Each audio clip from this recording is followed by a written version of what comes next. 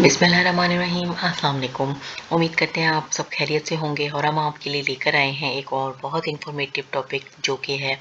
Wi fi کا password جو ہے وہ ہیک کر لیا جاتا ہے اکثر، اور بلا اجازت جو ہے وہ استعمال کیا جاتا ہے۔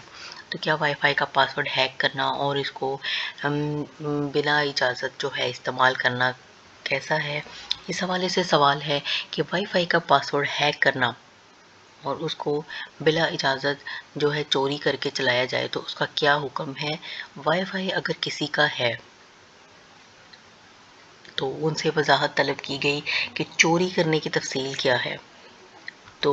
جواب جو انہوں نے وضاحت کر دیا کہ کسی کا وائی فائی ہیک کر کے استعمال کرنا جائز ہے یا نہیں، یعنی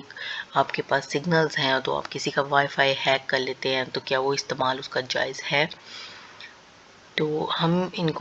ان کو جواب بتایا ان کی وضاحت کے بعد، وہ یہ تھا کہ کسی کے وائی فائی کا پاسورڈ اس کی اجازت کے بغیر استعمال کرنا یا اسے ہیک کر لینا جائز نہیں ہے،